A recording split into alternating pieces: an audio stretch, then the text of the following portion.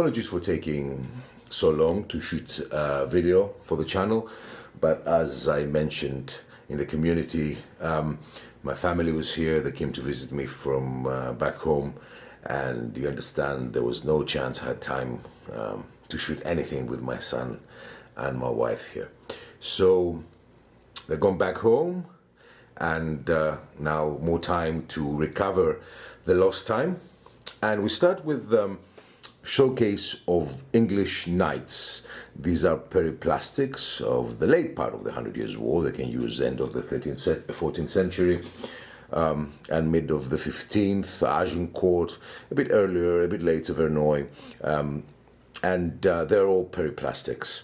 Now, these are English knights. Now, I like recently, because I'm playing a couple of skirmish games that I'm making them quite big, like bell hooks and Blood and Crowns. I like my games to be a bit more realistic, and the commanders cannot be, at least for my taste, Henry V, Marshal Boucicaut, Camoys, you know, all these major commanders of the era, Salisbury, Bedford, that commanded huge armies.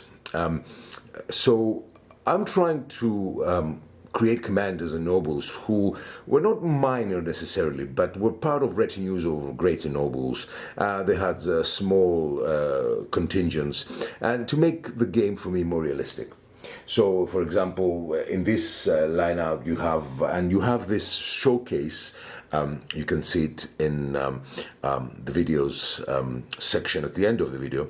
I have this cinematic showcase that I'm showing you who every knight is. But you have here, say, John Wodehouse, Esquire, one of the bodyguards of Henry V.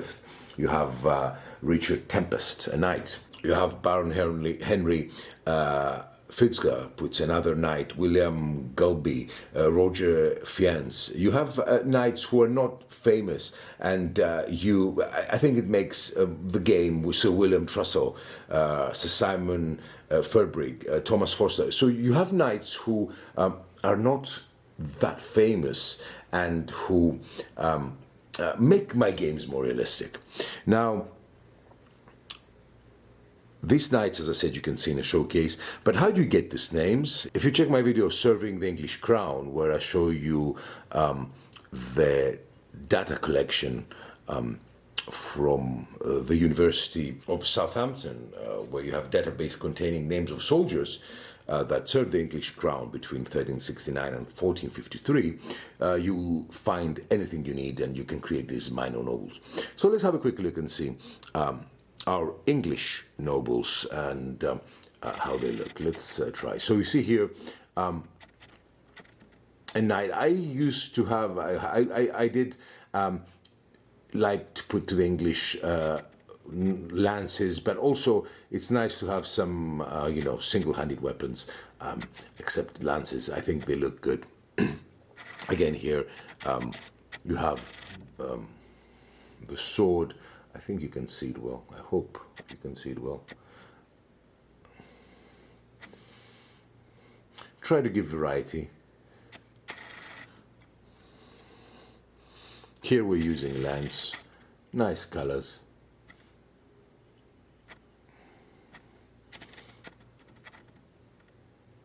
For the English knights. Again, nice axe. This Southampton database is amazing. You can find anybody, and especially you guys from the UK, you can see your ancestors and check if he was a noble, if he was an archer, and if he fought in the Battle of Agincourt and what other battles he fought. So peri-miniatures are amazing. They are the best for the late 100 Years' War, and in my opinion, you know, Claymore castings are the best for the early part of the 100 Years' War, both periods that are very enjoyable.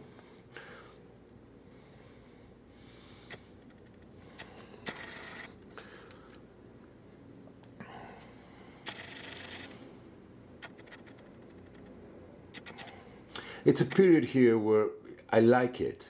I like this period because you have the chain, you have basically almost full plate armor, but it's not totally full plate that you would probably have in the Wars of the Roses. It has a little bit of chainmail. These are not the the nobles of the highest ranking, but again. I think the combination is good. Of course, you can see it even better in the early part, what makes the armor more interesting. But even the late part, you can see. So I think a nice bunch of English knights who I'm going to use for my next battle probably is going to be Blood and Crown's big battle. I have quite substantial force now based individually, and billhooks also. We're going to fight another battle of billhooks, but I think Blood and Crowns, because it's a new rule set and it's quite enjoyable, quite different with D10s, and I think it's specific for the 100 Years' War. It depicts a lot of strategy very well.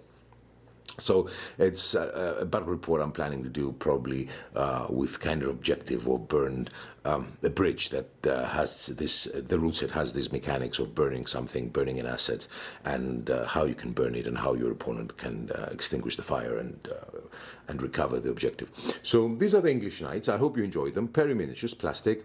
If you want to see whose knight, the exact name of the knight and his background, you check my video of captains and the retinues, and also if you want to find names for anybody serving England, check my video serving the English crown. So this from me, guys. Thank you so much for watching. I hope you enjoyed the video. Sorry for not posting sooner, and hopefully I can start the battle report this weekend if you would be interested to see Blood and Crowns with a nice setup and objectives for the English and the French.